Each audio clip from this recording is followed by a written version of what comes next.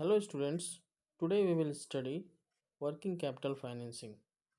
Working capital financing is one of the most important topic in working capital management. So working capital financing always helps us to get short-term funds for any business activity so that the business can be run.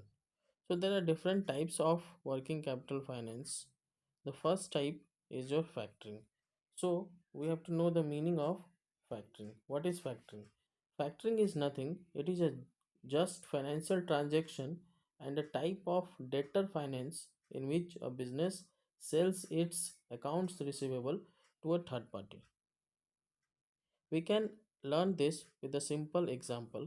For example, हम लोग देख सकते हैं कि mister x में भी हम लोग बोल सकते हैं कि एक बायर है और मिस्टर वाई जो होगा वो सेलर होगा। तो अगर मिस्टर एक्स जो है मिस्टर वाई से कोई अगर सामान खरीदता है और मिस्टर वाई सामान बेचता है और मिस्टर एक्स पैसा अगर नहीं देता है मिस्टर वाई को, तो मिस्टर एक्स क्या करते हैं, एक बीआर साइन करते हैं। बीआर का मतलब होता है बिल्स रिसीवेबल। बिल्स रिसीवेबल में क्या होता है कि जो मिस्टर एक्स जो बायर है जब पैसा नहीं देता है मिस्टर वाई को, तो एक वो रिटर्न साइन करते हैं जिसमें वो प्रॉमिस करते हैं कि इन फ्यूचर डेट वो पैसा देंगे। अब क्या है कि मिस्टर एक्स बायर है, मिस्टर वाई सेलर है। मिस्टर वाई क्या किए, सामान भी खरीद लिए और पैसा भी नहीं दिए। For that this mister X has given B R to the seller Y. एक बी आर दिए, बिल्स रिसीवेबल दिए। अब क्या है कि मिस्टर वाई का पैसा यहाँ पे फंस गया क्योंकि मिस्टर वाई ने सामान मिस्टर एक्स को बेचा।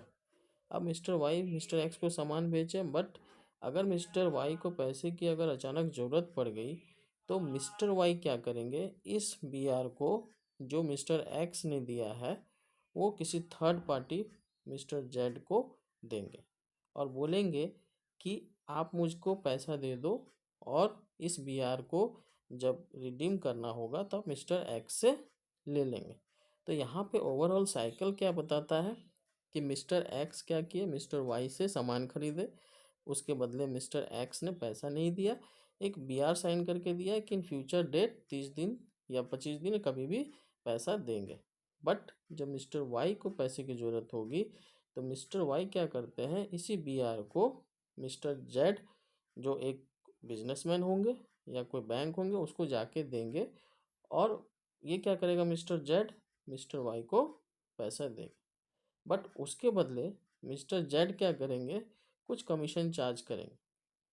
फॉर एग्जांपल मिस्टर एक्स अगर 25,000 रुपये का कोई सामान खरीदे हैं, तो जब बीआर साइन किया गया और जब मिस्टर वाई को जब पैसे की ज़रूरत होगी तो मिस्टर जेड उसको 24,000 देगा। तो ये कुछ कमीशन काट के वो देते हैं। So this whole process is called factoring. इसी को हम लोग फैक्टरिंग बोलते हैं। Now the second topic is your invoice discount.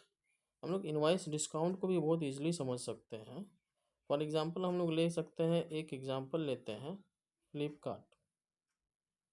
आप एक बिजनेसमैन हैं जो मैन्युफैक्चरिंग इंडस्ट्री से आते हैं और आपको फ्लिपकार्ट से मे बी ऑर्डर आया कि 1000 यूनिट्स आपको कोई चीज़ मैन्युफैक्चर करना है और फ्लिपकार्ट को देना है।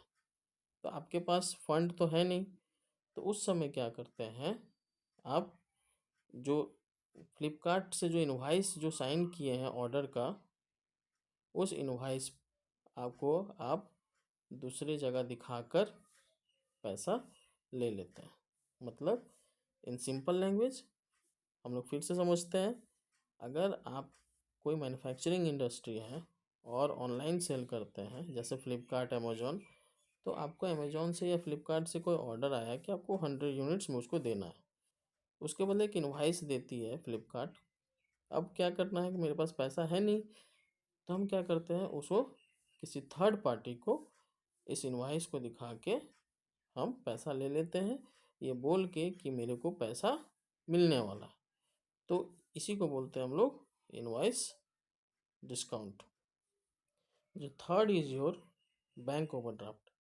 बैंक ओवरड्राफ्ट हमको लगता है सभी लोगों को पता होगा। इन एवरी बैंक, सब किसी भी बैंक में ये बैंक ओवरड्राफ्ट की फैसिलिटी दी जाती है, मगर किसे दी जाती है? जो बिजनेसमैन होते हैं। बिजनेसमैन का मतलब जो करंट अकाउंट खुलवा कर रखते हैं। करंट अकाउंट में बैंक ओवरड्राफ्ट फैसिलिटीज़ मिलती है। करंट अकाउंट में क्या होता है?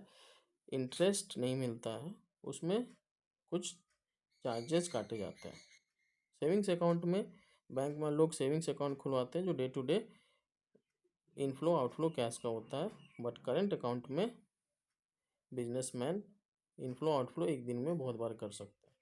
उसके लिए बैंक्स क्या करती है? बैंक ओवरड्राफ्ट फैसिलिटी देती है, जिसमें अगर अकाउंट जीरो भी हो जाएगा, बैलेंस जीरो भी हो जाता है, उसके बाद भी एक कुछ लिमिट तक आप पैसा निकाल सकते हैं। तो ये कैसे वर्किंग कैपिटल फाइनेंसिंग के अंदर आता है?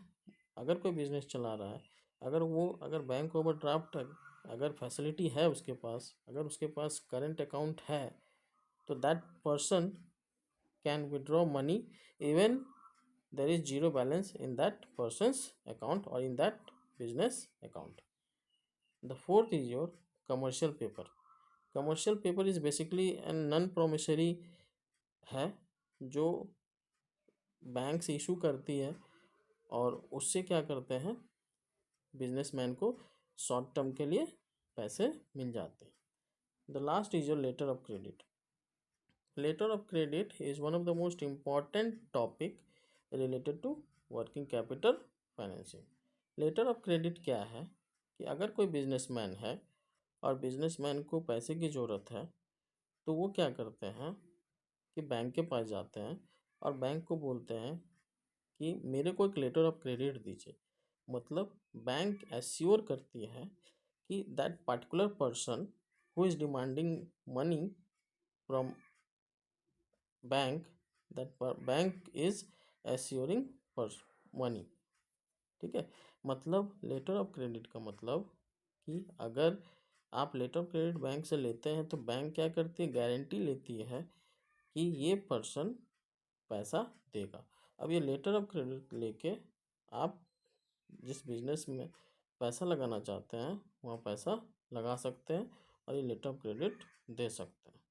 ठीक है, so I think this working capital financing is totally clear to you. So if there is any doubt, you can comment to me. Okay, thank you.